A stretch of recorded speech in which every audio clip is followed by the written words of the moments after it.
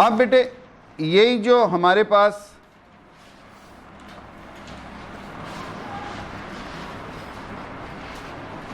कुछ chemical species पाई जाती हैं, जैसे हमने पढ़ा ना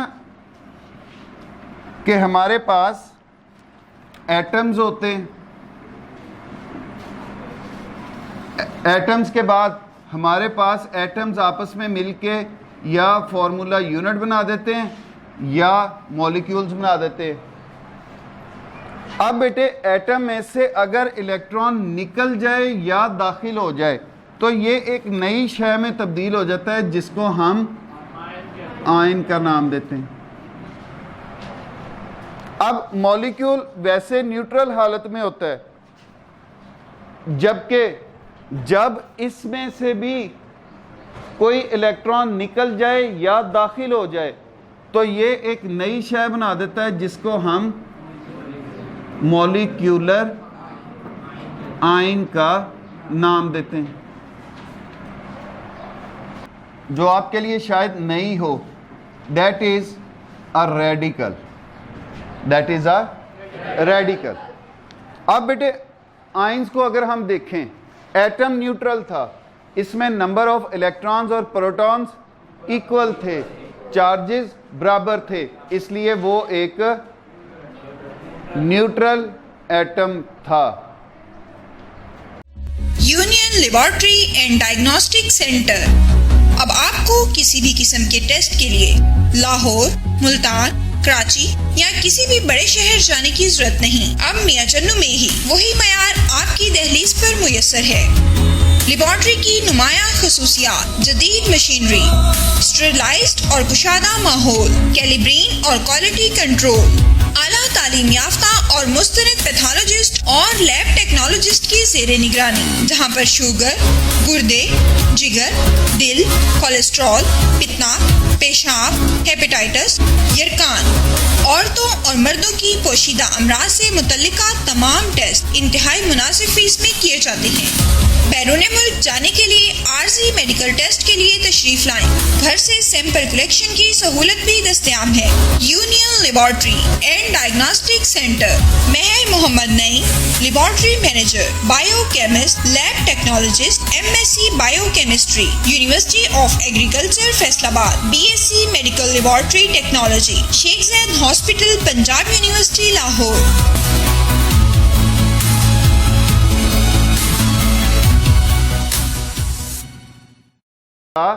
इजाफा हो गया।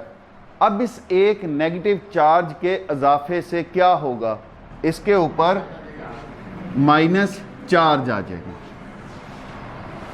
अब ये भी क्या बन गया, अब ये एटम नहीं रहा, ये भी एक आयन बन गया।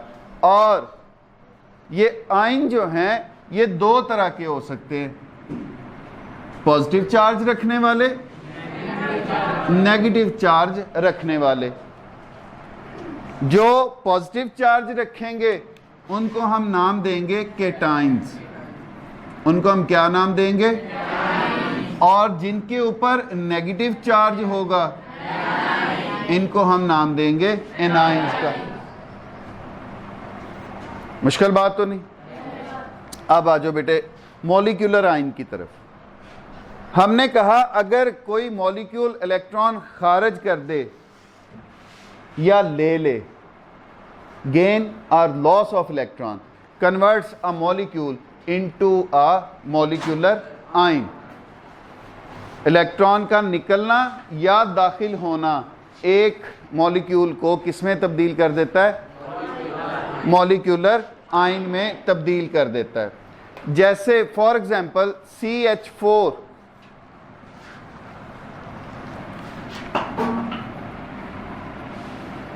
अब इसके ऊपर चार्ज क्या है, प्लस। अब ये एक मॉलिक्यूलर आयन कहलाएगा। ये क्या कहलाएगा, NH4, इसके ऊपर भी प्लस चार्ज है, ये क्या कहलाएगा, मॉलिक्यूलर आयन। SO4, इसके ऊपर माइनस चार्ज है, ये क्या कहलाएगा, मॉलिक्यूलर आयन। अब बेटे मॉलिक्यूलर आयन क्यों कह रहे हैं? क्योंकि ये एक से ज़्यादा एटम्स पर मुश्तमिल है, ये एक से ज़्यादा एटम्स पर मुश्तमिल है। अब इसमें भी आप देख रहे हो जिस तरह हमने आयन के अंदर देखा, पॉजिटिव भी हैं नेगेटिव भी हैं, इसमें भी पॉजिटिव भी हैं नेगेटिव भी हैं। तो इनको हम मॉलिक्यूलर केटाइंस और इनको हम मॉलिक्यूलर एनाइंस का नाम देंगे। मुश्किल बातें। नेक्स्ट है जी free radical. What is free radical? इसके ऊपर चार्ज नहीं होगा कोई भी, इसके ऊपर चार्ज नहीं है। पोसेसिंग ऑड नंबर ऑफ इलेक्ट्रॉन्स। इसमें क्या होगा? दे कंटेन, पोसेस का मतलब रखना, कंटेन भी लिख सकते हैं। They contain odd number of electrons. Even और ऑड का पता है बेटे? इवन किसे कहते हैं? दैट डिवाइड्स ऑन टू, जो दो पे तकसीम हो जाए। ऑड किसे कहते हैं? जो एंड करेगा एक पे, तीन पे, पांच पे, सात पे, नौ पे। अच्छा, अब उनको हम कहते हैं कि ये ऑड नंबर्स हैं। अब अगर इलेक्ट्रॉन 12 है तो ये ऑड है, इवन है। और अगर इलेक्ट्रॉन 13 हो जाए, अगर इलेक्ट्रॉन 15 हो जाए, अगर इलेक्ट्रॉन 17 हो जाए तो ये ऑड नंबर्स हैं। तो इनमें फॉर एग्जांपल क्लोरीन, अब इसमें 17 इलेक्ट्रॉन है, ऑड नंबर ऑफ इलेक्ट्रॉन्स हैं, तो that is represented by a dot on it's right upper corner. अब ये जाहिर करता है it is a free radical. ये क्या जाहिर करता है? ये फ्री रेडिकल है। इसी तरह ही बेटे हाइड्रोजन, इसमें एक इलेक्ट्रॉन, इसके ऊपर हम डॉट से इसको जाहिर कर देते हैं, ये भी फ्री रेडिकल है। CH3,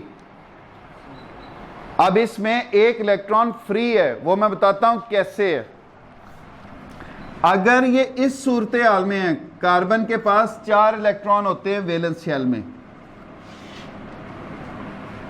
ये 4 इलेक्ट्रॉन अगर चारों तरफ हाइड्रोजन के साथ मिल जाएं तो ये मीथेन बना देते हैं, एक कंपाउंड बना देते हैं जो कि न्यूट्रल होगा। जब इसमें से एक हाइड्रोजन उतर गया, अब ये इसके पास ऑड नंबर ऑफ इलेक्ट्रॉन ना बन गया, 2 2 4 2 6 और ये कितना हो गया? अब ये हमारे पास एक फ्री रेडिकल बन गया। जो कार्बन का एटम अब किसी के साथ नहीं जुड़ा इलेक्ट्रॉन, वो उसके ऊपर डॉट की शक्ल में आ गया और that is called a free radical.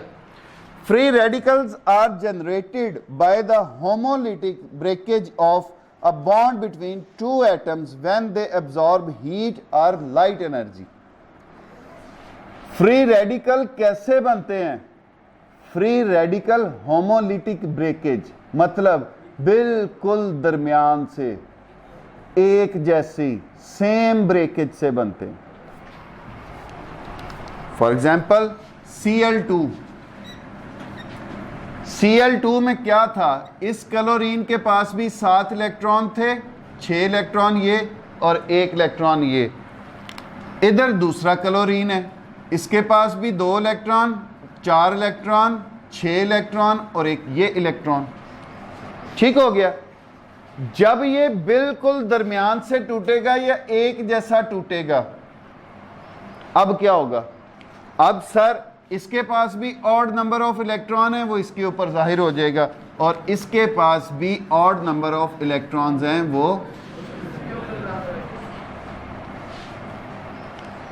अब 2 हमारे पास एक क्लोरीन का मॉलिक्यूल टूटा और 2 हमारे पास नए क्लोरीन के फ्री रेडिकल जो हैं वो बन गए। बनते कब हैं? जब ये हीट जज़ब करते हैं, मतलब आपने गर्म किया, या ये लाइट एब्जॉर्ब करते हैं, तब ये बनते हैं। A free radical is extremely reactive species as it has the tendency to complete its octet। अब ये बात भी बहुत अहम है, फ्री रेडिकल बहुत ज़्यादा रिएक्टिव होता है और ये फॉर द टाइम बीइंग पैदा होते हैं। ये फ़ौरन से किसी दूसरे के साथ मिलने की इस्तात रखते हैं, ये फ़ौरन से किसी दूसरे के साथ मिलना चाहते हैं ताकि ये जल्द से जल्द अपना ऑक्टेट जो है वो कंप्लीट कर लें। ऑक्टेट और ड्यूप्लेट का पता है कि क्या मतलब है, कि अपने वैलेंस शेल में या तो 2 इलेक्ट्रॉन कर लें या 8 इलेक्ट्रॉन जो हैं वो फ़ौरन से पूरे कर लें। अब बेटे